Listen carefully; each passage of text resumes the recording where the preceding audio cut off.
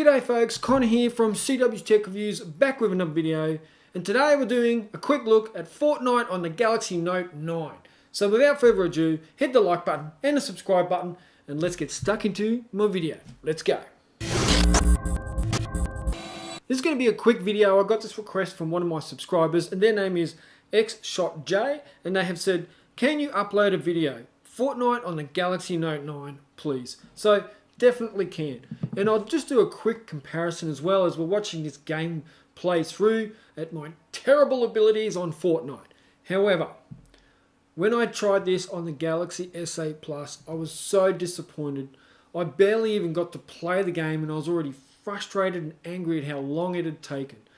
Loading, downloading, setting up. Even in the pre-game where you're waiting for people to join in the lobby there and you're just running around doing stupid things, was really challenging for me because even that was lagging and horrible. So I wasn't that keen on Fortnite for the Galaxy Note 9. But I did, thanks to XShotJ, download it and have installed it. And I'm really impressed and really surprised to say that on the Galaxy Note 9, this is the 6 gigs of RAM version with the Exynos, played Fortnite quite smoothly. I was quite impressed, and I'd have to say I might even play it again. Don't get me wrong, getting to the point of playing the game was still annoying as anything. Download a 2 gigabit file, then it's loading, then it's patching, then it's waiting for something else, and then it's loading again, and then it's initializing, and it just went on and on and on. And I reckon from not having Fortnite on my phone to playing it was about a 35-minute process. So if you get interrupted in that 35 minutes, it's going to take longer. I mean, that was me shutting out the world for 35 minutes, and that was what it took for me to be able to play Fortnite on the Galaxy Note 9. But once I did, I had my settings on high, and everything was running smoothly.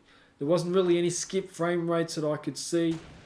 Everything just went nice and smooth, which, lo and behold, improved my experience in playing the game, and then therefore, I don't hate the game as much now because my experience in playing it wasn't that bad.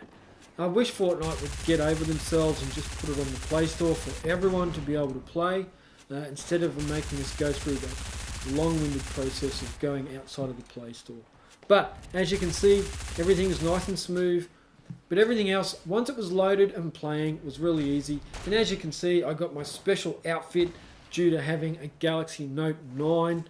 So they give you this special outfit to wear after you play 3 games. So yep, kudos Samsung, happy days. Fortnite, still not really happy with you Fortnite, but the experience is there, it is playable.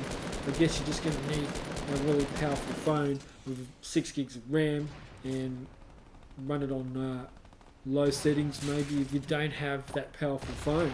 So for me, with my Note 9 and 6 gigs of RAM and the latest processor and all that jazz, it was really cool and easy to play. If you're running something older, be a Galaxy S8 or less, then you might have problems with it, just the lag, and it just takes away from that experience. So something to bear in mind. Fortnite, get your act together. Google, get your act together. Let the fans enjoy this game. Yeah, but that's my take on Fortnite on the Galaxy S8 Plus. I hope you enjoyed it. Hit that like button and the subscribe button, and I'll catch you in the next video. Check out.